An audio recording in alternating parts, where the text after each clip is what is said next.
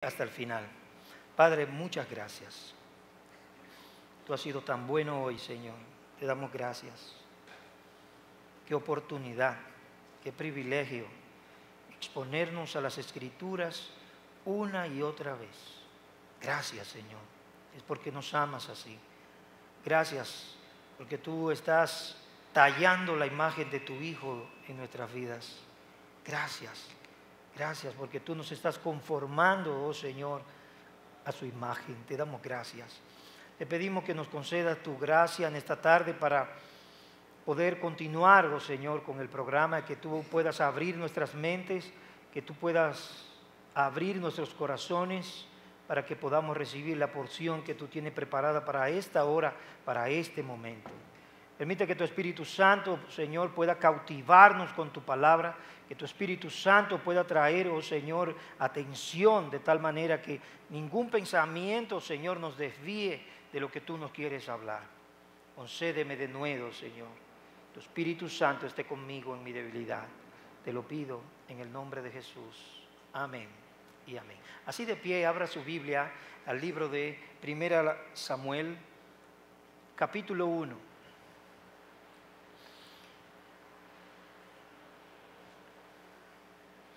Primera Samuel capítulo 1.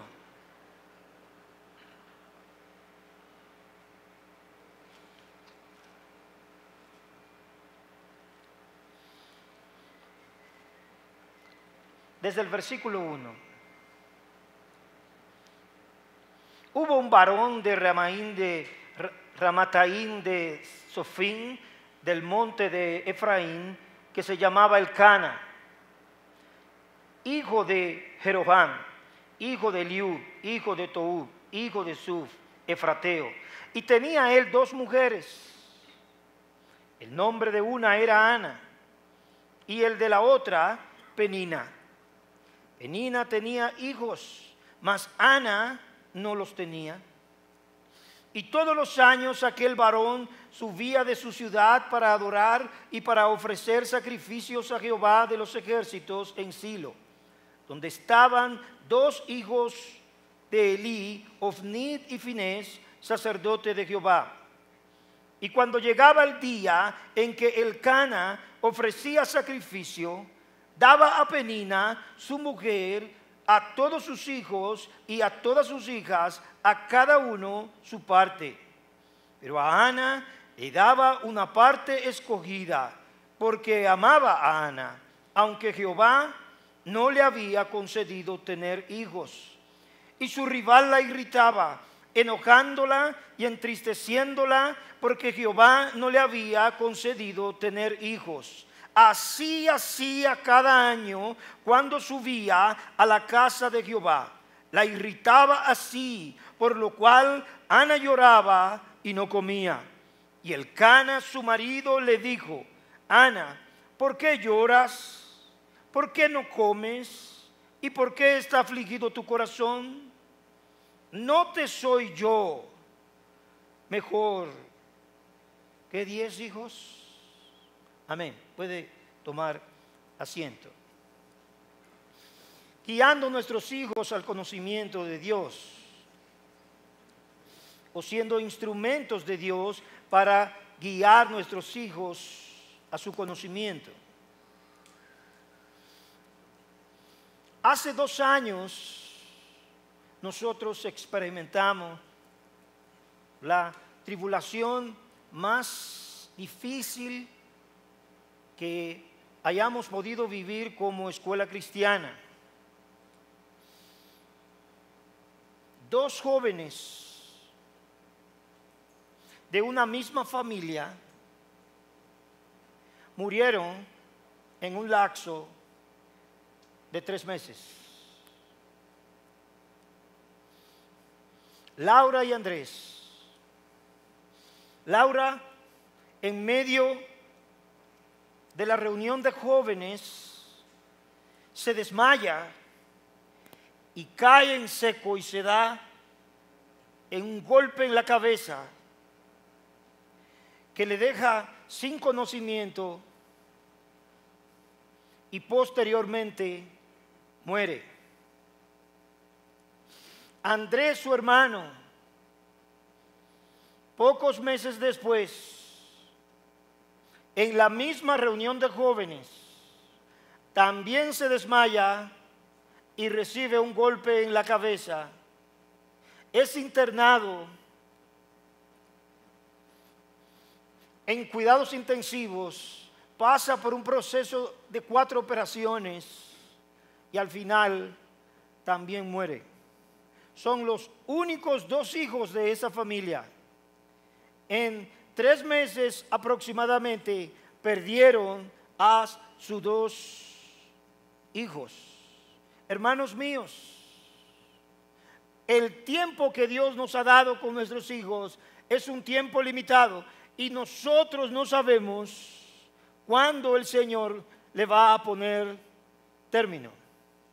Nunca soñaron estos padres que estaban devastados, que estaban totalmente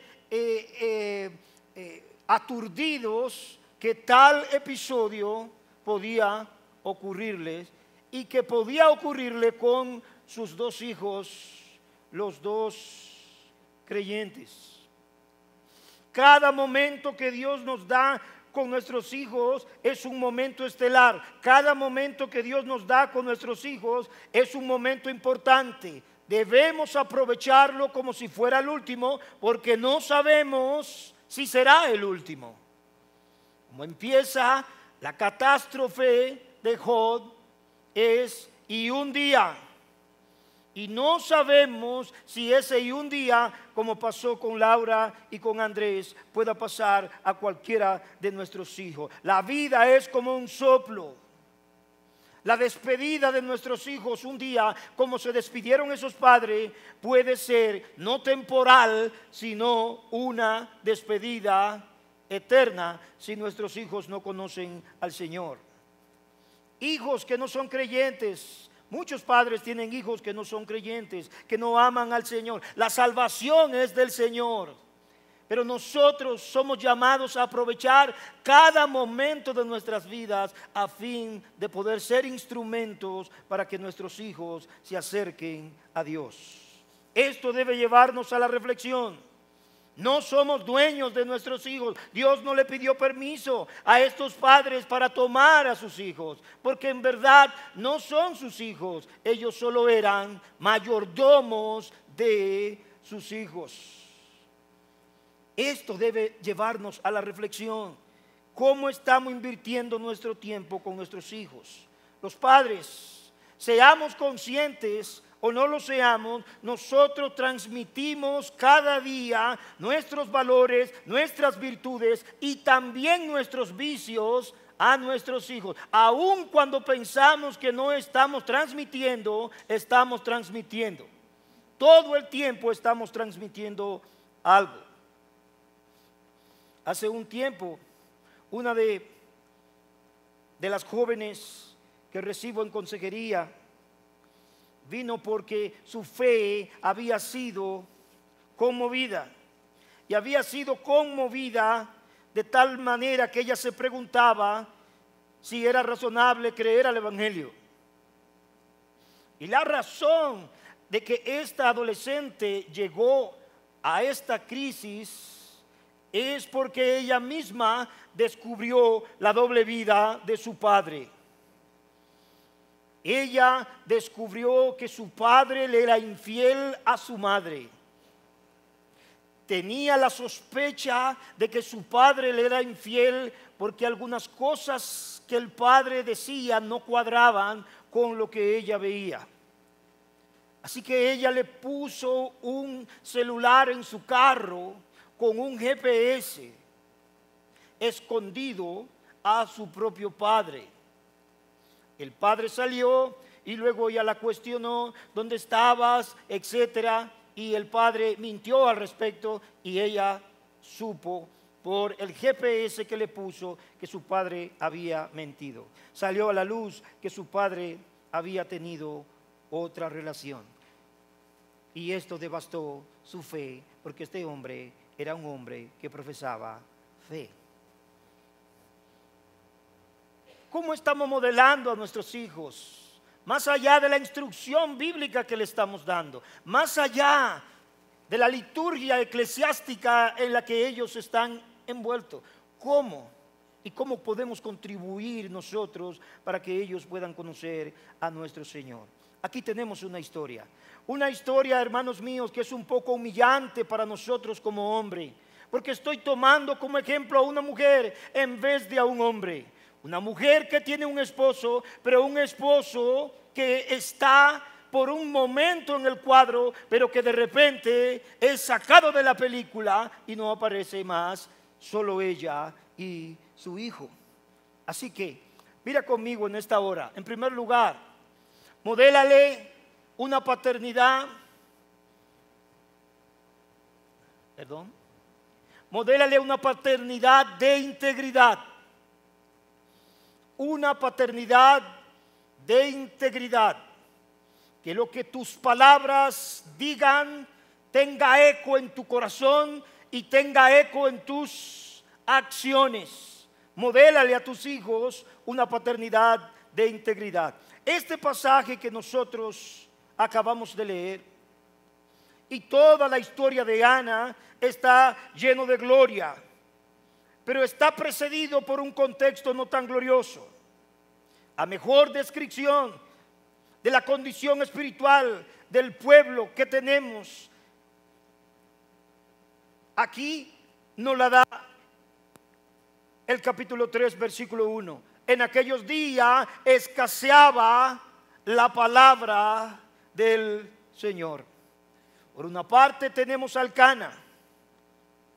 Es un buen representante del pueblo en su condición. Elcana es una figura excelente para representar la decadencia espiritual del pueblo de Dios en aquellos días. Está lleno de religiosidad, pero está apartado de la realidad espiritual. Hay una gran dicotomía en Elcana entre su adoración religiosa y su realidad espiritual con Dios. El texto que nosotros leímos dice que todos los años aquel varón subía para adorar. Todos los años subía para adorar. Versículo 21 dice: después subió el varón Elcana con toda su familia para ofrecer a Jehová sacrificio, acostumbrado y su voto. Quiere decir que este hombre acostumbraba meticulosamente, religiosamente a hacer estas cosas. Pero Elcana tiene un serio problema. Tiene un serio problema de injusticia y tiene un serio problema de una falta de liderazgo espiritual. Un liderazgo espiritual carente que se muestra evidente en la forma en que trata a sus esposas. Cada ocasión en que sube es una ocasión donde se muestra su injusticia.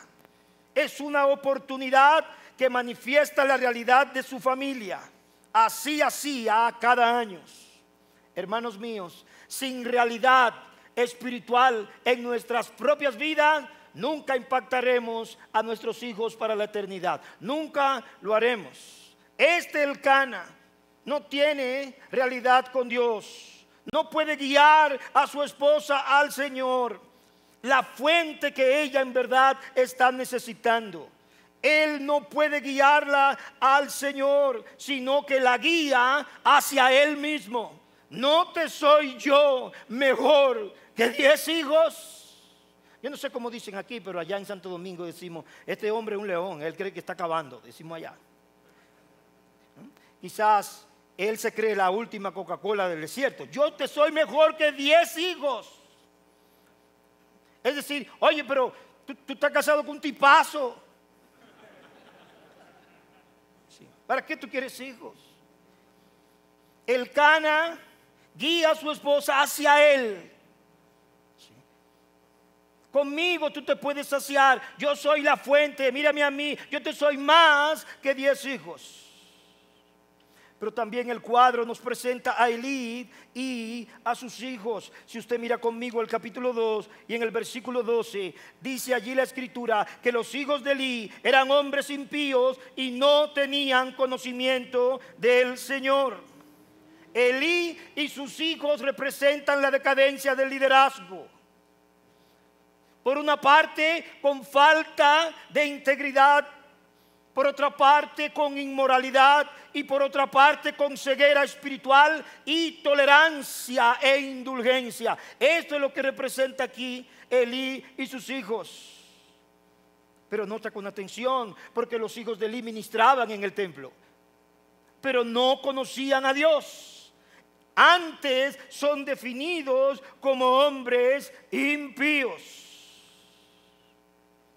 Son en verdad, hermanos míos, el resultado de la cultura evangélica,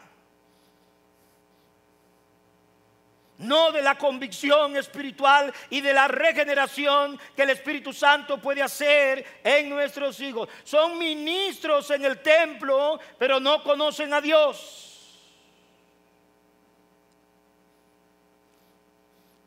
Nuestros hijos pueden vivir esto también, porque nuestros hijos que han nacido en hogares de liturgia evangélica pueden aprender cómo entrar y cómo salir en un ambiente evangélico. Saben las canciones, saben las oraciones, saben la jerga evangélica. Y nosotros podemos confundir esto con realidad espiritual.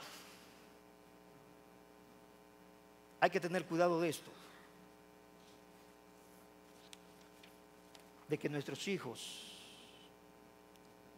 no sean en verdad religiosos, que no conocen al Señor, porque el conocimiento de Dios es mucho más que activismo religioso, mucho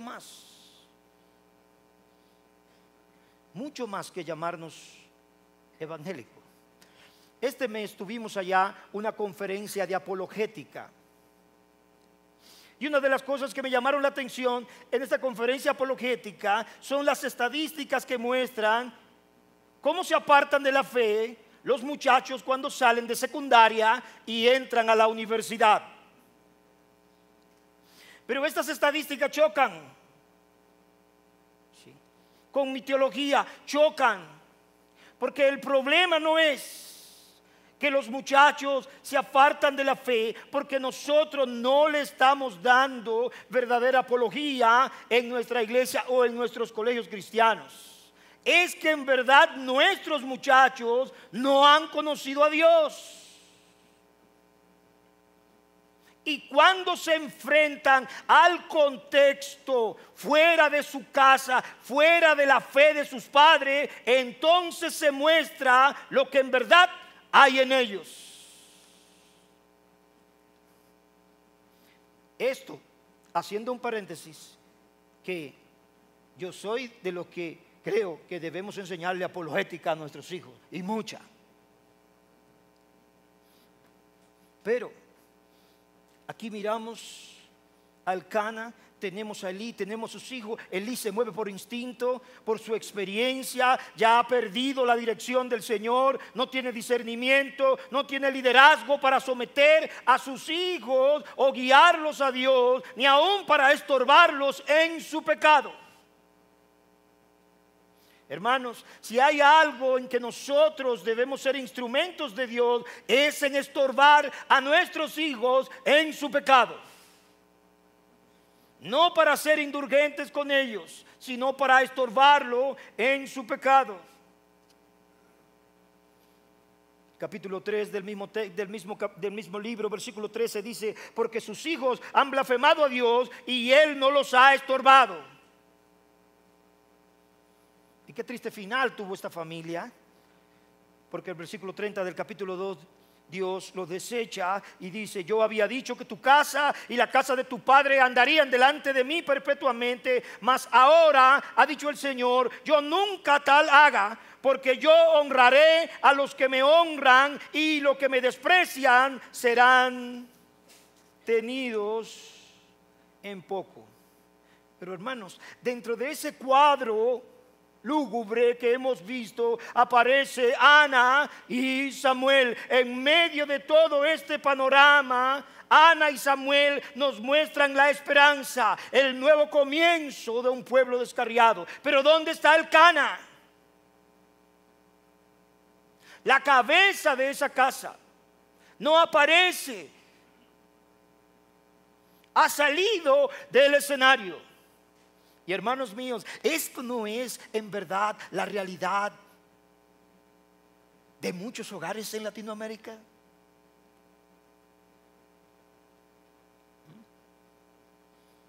No es una realidad que las mujeres están siendo más piadosas que los hombres. No es una realidad que las mujeres están siendo más militantes que los hombres. Esto nos humilla, pero hay que decirlo.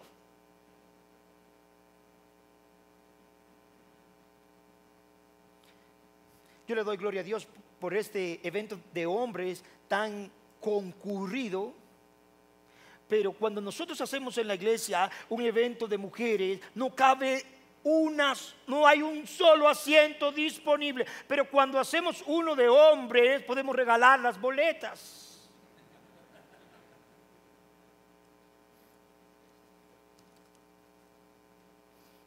Ellos son la provisión de Dios. De un Dios que provee, de un Dios que prevé, de un Dios que se adelanta, de un Dios que no entra en crisis, de un Dios que no entra en pánico, que lo tiene todo en control. Y allí está esta mujer. Ahora, ¿qué es lo que ha pasado con esta mujer? Ella ha tenido un verdadero encuentro con Dios en medio de su dolor, en medio de su tristeza, en medio de su esterilidad y, ¿por qué no?, en medio de su incapacidad para cambiar su suerte.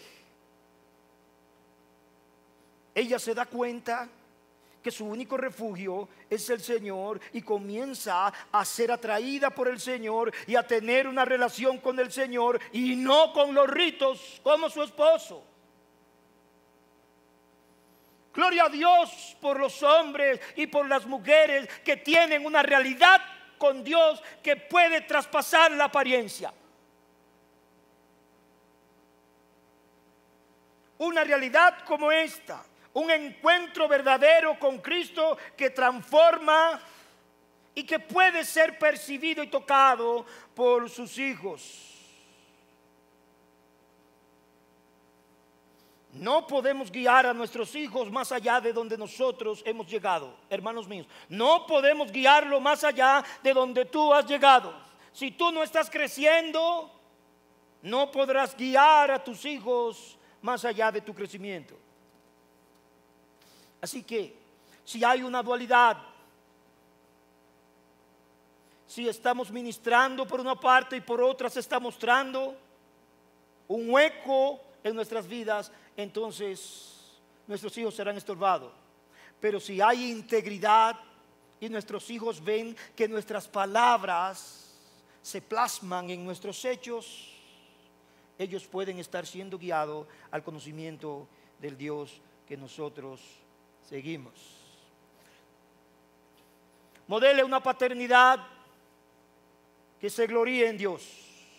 Número 2, no solo modele una paternidad de integridad, modele una paternidad que se gloríe en Dios. El capítulo 2 es sorprendente porque Ana prorrumpe en cántico y su cántico está lleno de Dios. Su gozo es el Señor. Él es su declaración. Ella ora. Mi corazón se regocija en el Señor. Mi poder se exalta en el Señor. Mi boca se ensanchó sobre mis enemigos, por cuanto me alegré en tu salvación. No hay santo como Jehová. No hay ninguno fuera de ti. Y no hay refugio como el Dios nuestro. No aparece Samuel en ninguna parte. Su gloria no es su hijo. Su gozo no es su hijo. Dios ha cambiado su realidad. Ella ha tenido un encuentro verdadero con Dios y ahora ella se gloría en el Señor. Qué tremendo, hermanos míos. Cuando esto pasa, las circunstancias están ahí, las cosas no han cambiado, pero ella está llena de paz. Ella ha depositado toda su confianza y esperanza en Dios. Dios se ha manifestado a ella. se le ha dado a conocer, ha abierto sus ojos, la ha maravillado. Ahora ella puede ver más allá de su necesidad a un Dios hermoso, a un Dios precioso, a un Dios todopoderoso, a un Dios todo suficiente, a un Dios soberano, a un Dios omnipotente y omnisciente. Tremendo. Dios se le muestra como aquel que es santo, versículo 2, como aquel que es omnisciente, versículo 3, como aquel que es Dios todopoderoso, como el Señor que es soberano.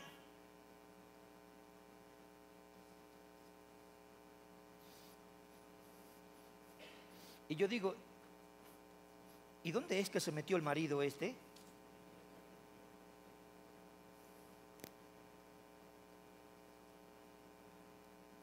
Ana fue transformada, estuvo con Dios, ya no fue más la misma, se gloría en Dios. ¿De qué te glorías, hermanos? Nosotros nos gloriamos. Yo he oído padre hablar de sus hijos, pero también he oído hijos hablar de su padre.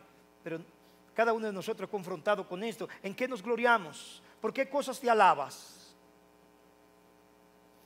¿Qué es aquello en lo que nos jactamos? ¿De nuestro abolengo? ¿De qué nos jactamos? ¿Qué es aquello que más está en nuestra mente, en nuestro corazón? ¿Qué es aquello aún mejor que nuestros hijos pueden decir de nosotros mañana? ¿En qué se gloriaba papi? ¿En qué se gloriaba mi papá? ¿Sí? ¿Cuál era el tema de mi papá? ¿Cuál era el gozo de mi papá? ¿Cuál era aquello que atraía a mi padre? Nuestros hijos pueden hablar de eso porque nosotros vivimos con ellos. Ellos saben qué es.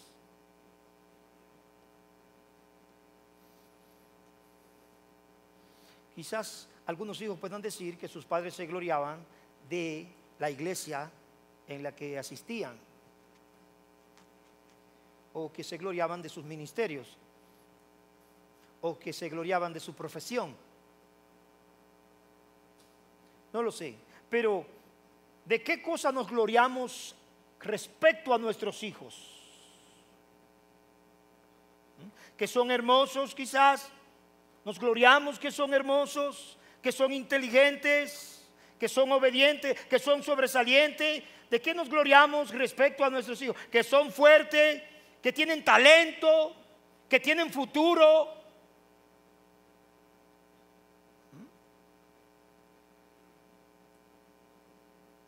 ¿De qué? Ana dice, mi corazón se regocija en el Señor.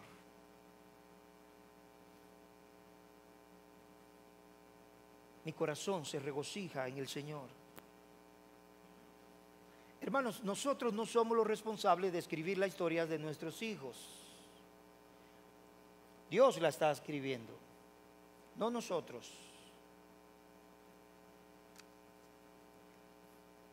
Yo trabajé con mi hija para tratar de moverla, de que no estudiara odontología. Pero mi hija, mira, no papi, yo quiero estudiar odontología para ir a las misiones. Sí, pero vas a tener un campo muy estrecho, en fin. No pude con mi hija.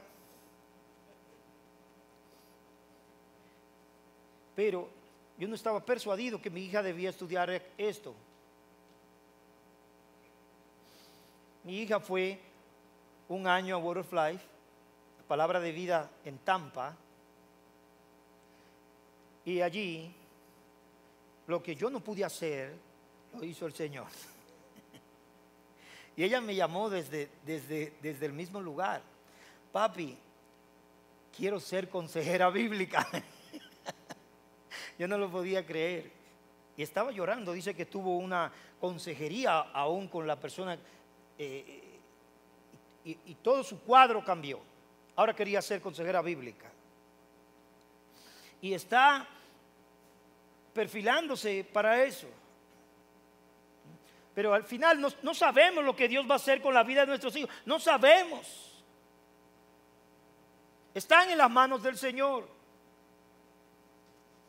Ahora, algo sí sabemos, que mientras están con nosotros, nosotros debemos mostrarles que nuestro gozo, nuestra gloria y nuestro tema es Cristo. ¿Hacia dónde lo estamos guiando? ¿Para qué lo estamos criando? Hay personas quizás que dicen, yo solo quiero que mi hijo sea un buen profesional. Yo le quiero dejar de herencia una carrera. Esa es mi meta, dejarle una carrera. Eso es un buen deseo. Otros dicen, yo quiero que mi hijo sea un hombre, que sea fuerte, que sea influyente. Pero quizás hay alguien que puede decir, yo quiero que mi hijo sea rico, que tenga dinero.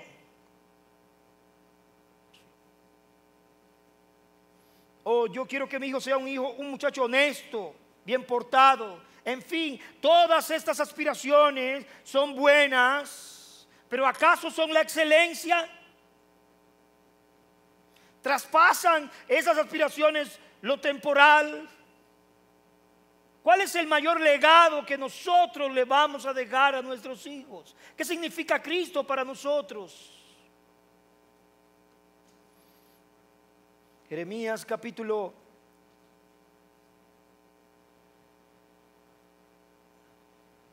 lo pone así.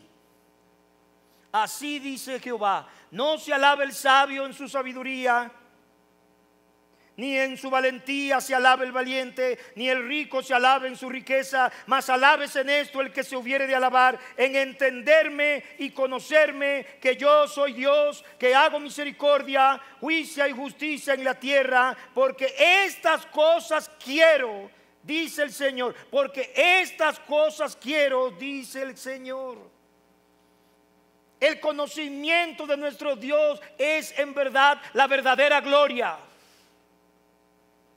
La sabiduría mundana, la inteligencia, la fuerza humana, las riquezas no van a poder librar a nuestros hijos ni a nuestras familias de esta generación perversa y maligna, de este mundo hostil a Dios, y tampoco lo podrán librar de la condenación eterna. Pero el Señor dice: en esto me complazco, en que se me conozca y se me entienda. Todos los demás valores, fines, todas las demás metas son tan solo temporales, perecederas, así como sus frutos, y no trascienden lo temporal. Queridos hermanos, conocer a Dios es la excelencia. ¿Cuántos lo creen? Esta es la excelencia. Conocer a Dios es la excelencia, es la mayor de todas las metas, es el más grande de todos los privilegios. Y esto es lo que nosotros debemos soñar, anhelar, perseguir y procurar para nuestros hijos. Nada menos que eso, que conozcan al Señor. Y no solamente para nuestros hijos, hermanos, sino también para los hijos de nuestros hijos. Esta es la vida eterna, dijo Jesús, que te conozcan a ti, el único Dios verdadero, y a Jesucristo, a quien has enviado. El conocimiento de Dios es la verdadera gloria del hombre. Todo lo demás es vanidad. A nosotros nos gusta presumir de nuestros hijos, de sus logros. ¿Sí? Presumimos mucho de nuestros hijos y de sus logros. Y además son cristianos, decimos. Como diciendo la cherry, el dulcito, ¿verdad? Sí. Oh, no. Hermanos, que no encontremos nada más especial, que no encontremos nada más digno, que no encontremos nada más maravilloso, nada más glorioso, que le conozcan a Él.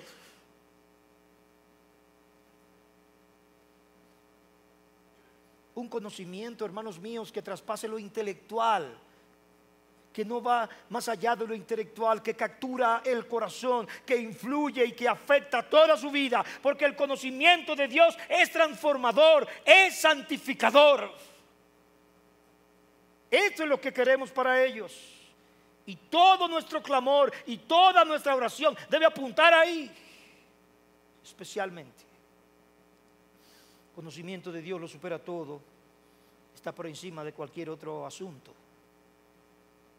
Yo quiero orar así por mi hija, Señor, que te conozca. Yo oro por mi hijo. Fíjese, mi hijo es autista. Y le comentaba a Eric que hemos visto la buena mano de Dios con mi hijo. Y nuestra oración desde que tenía 2 años, porque ese era nuestro gran tema y nuestra gran preocupación. ¿Cómo va a conocer a Dios? ¿Cómo le vamos a transmitir el Evangelio? ¿Cómo vamos a poder mostrarle la belleza de Cristo? ¿Cómo lo haremos? Ese era nuestro punto. Cuando alguien tiene un niño especial, puede preocuparse que si se va a casar, que si va a trabajar, que si va a entrar a la universidad. Todo eso son buenas preocupaciones, pero ese no es el punto. El punto es cómo van a conocer a Dios. Y fíjese que el Señor se ha revelado al corazón de mi hijo de una manera extraordinaria. Y hoy mi hijo ama al Señor, ama las alabanzas. Temores que se me habían dicho de un autista adolescente han estado ausentes con él.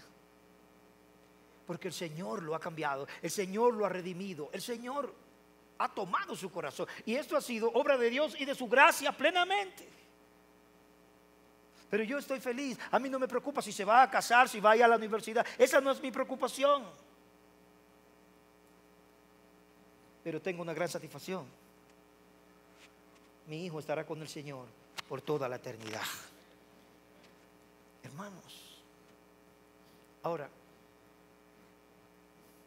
le modelamos una paternidad de integridad, no de perfección. No modelamos una paternidad de perfección, pero de integridad.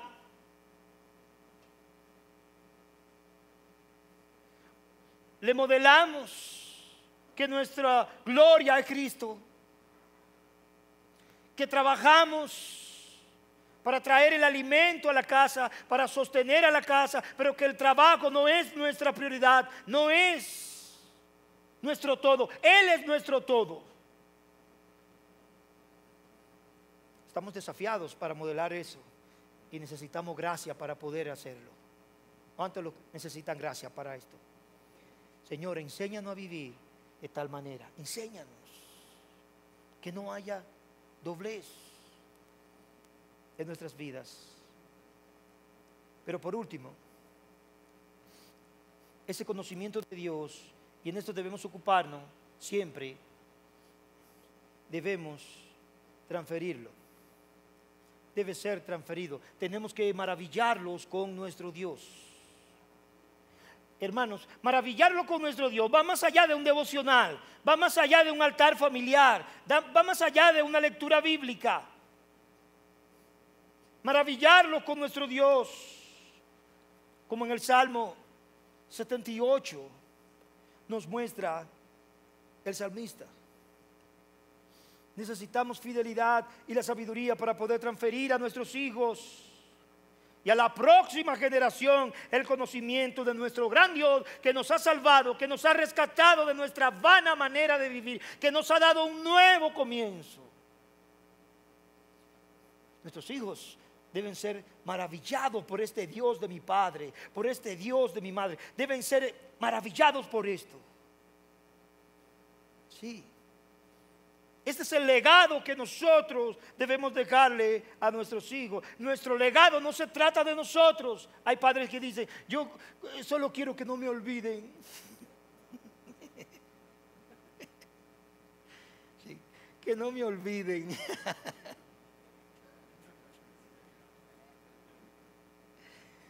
Oye, no se trata de que te recuerden a ti. Se trata de Dios. No se trata de ti. El legado no se trata de ti, se trata de Dios. El legado que le dejamos es más que un legado material. Necesitamos pensar más allá aún de nuestros hijos. Necesitamos pensar que lo que le estamos legando a nuestros hijos, ellos lo puedan legar a sus hijos. Mira cómo dice el Salmo: escucha, pueblo mío, mi ley, inclinad vuestro oído a las palabras de mi boca, las cuales hemos oído y entendido, que nuestros padres nos las contaron. No las encubriremos a sus hijos, contando a la generación venidera las alabanzas de Jehová, su potencia, las maravillas que hizo. Aquí no solo estamos hablando de un texto bíblico para memorizar, no, aquí estamos hablando de maravillar a nuestros hijos con un Dios grande, con un Dios potente, con un Dios maravilloso.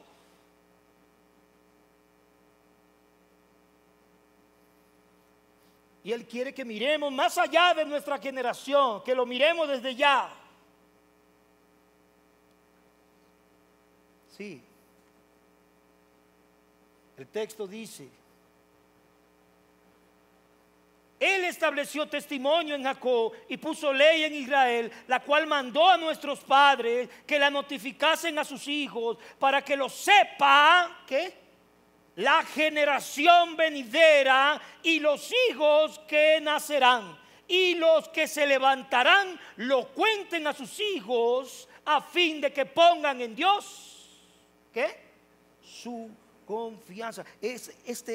Aquí es donde está el punto. Queremos que conozcan a este gran Dios que nos ha salvado. Necesitamos pedir a Dios un corazón así, un corazón que pueda pensar más allá de nosotros y más allá de nuestros hijos. Esto no lo puede hacer la escuela bíblica. Esto no es una responsabilidad de la iglesia. Esta es una responsabilidad del grupo de jóvenes. Esta es la responsabilidad tuya y mía. Cada momento hay que aprovecharlo para maravillar a nuestros hijos. Las alabanzas del Señor, saturarlo con la palabra de Dios. No piensa que la instrucción de tu casa es suficiente. Satúralo con la palabra de Dios. Mándalos a campamentos, mándalos a conferencias. No piense que están cansados. No. Satúralos de la palabra de Dios. Lee buenos libros con ellos. Necesitamos invertirnos en nuestros hijos.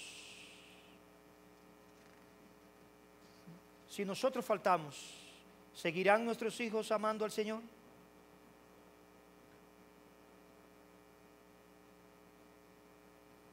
Versículo 4 dice que lo maravillemos con Dios.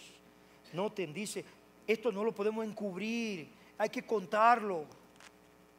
Háblele de la grandeza de Dios. En cuanto el Señor ha hecho maravillas. Mira, tú tienes muchas cosas que contar a tus hijos, mucha historia que contar a tus hijos. Tú puedes contar esa historia. Abre la escritura con tus hijos. Mira las grandezas que Dios ha hecho en la escritura. Repásala con Él. Alaba a Dios junto con Él. Las alabanzas del Señor, su potencia, su maravilla que hizo. De la misericordia que tuvo contigo. Que nos vean exaltando a Dios, alabando a Dios, reconociendo a Dios. Ahora, nota, el versículo 7 dice que Él debe ser nuestro motivo. Él debe ser nuestro motivo. Aquello que nos mueva debe ser nuestro Dios. El renombre del Señor, su buen nombre. Ese es el legado. No es nuestro buen nombre, no es nuestra reputación. Es la de Él, la que ellos tienen que recordar cuando yo muera. Es la de Él, la que ellos deben atesorar cuando yo me vaya, para que sigan amando al Señor, para que sigan creyendo en el Señor, a fin de que pongan en Dios su confianza, que no se olviden de las obras de Dios, no de ti, que no se olviden de las obras de Dios.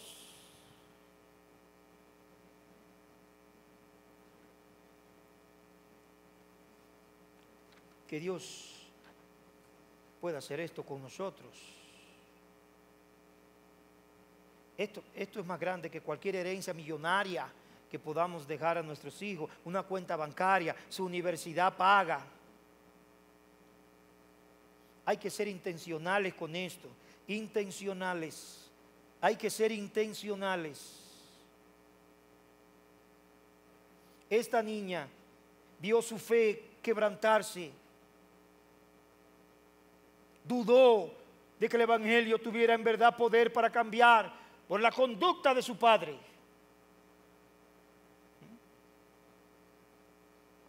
Y quiero decirle que este hombre se arrepintió, volvió al Señor y le pidió perdón a su hija. Quiero terminar la historia bien. ¿Sí? Pero ella fue quebrantada. Es un mandato, dice, que manda que lo notifiquen a sus hijos para que lo sepa la generación venidera. ¿Qué es lo que le vamos a decir? El versículo 7 y 8, ¿qué le vamos a decir? Que pongan en Dios su confianza. ¿Qué le vamos a decir? Que no se olviden de sus obras. ¿Qué le vamos a decir? Que guarden sus mandamientos.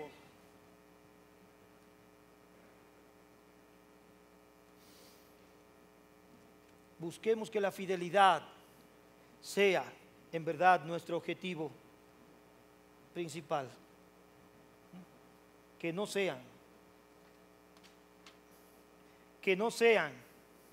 dice, como, para que no sean como sus padres. Esto es duro, me pega fuerte. Que no fueron fieles, dice, que no se olviden de las obras de Dios, que guarden sus mandamientos y que no sean como sus padres. Eso es duro. Que no sean. Es decir, que tus hijos mañana, cuando tengan hijos, en su mente no digan, yo no voy a ser como papi. No, sino que digan, yo voy a ser como papi. Yo voy a instruir a mis hijos en el camino al Señor. ¿Cuántos quisieran eso?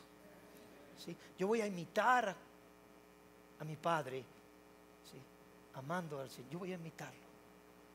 Pero el Señor dice aquí negativamente de aquello, que no sean como sus padres, una generación contumaz y rebelde, generación que no dispuso su corazón, ni fue fiel para con Dios, su espíritu. No, eso es lo que no queremos ser. Pero también eso es lo que no queremos que nuestros hijos sean.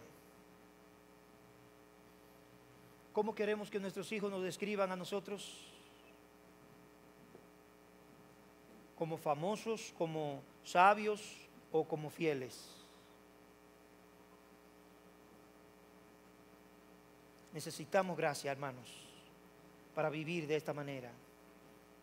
En nuestras propias fuerzas no podemos hacerlo. Jesús dijo, yo soy la vid, vosotros los pámpanos. El que permanece en mí y yo en él, este lleva mucho fruto, porque separados de mí, nada podemos hacer.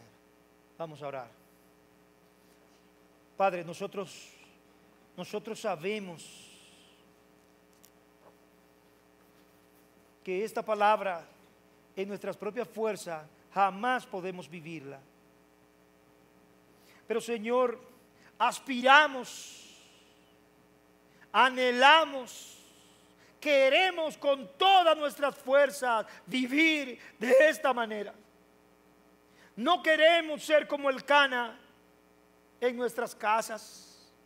Queremos ser verdaderos guías espirituales para nuestras esposas y para nuestros hijos.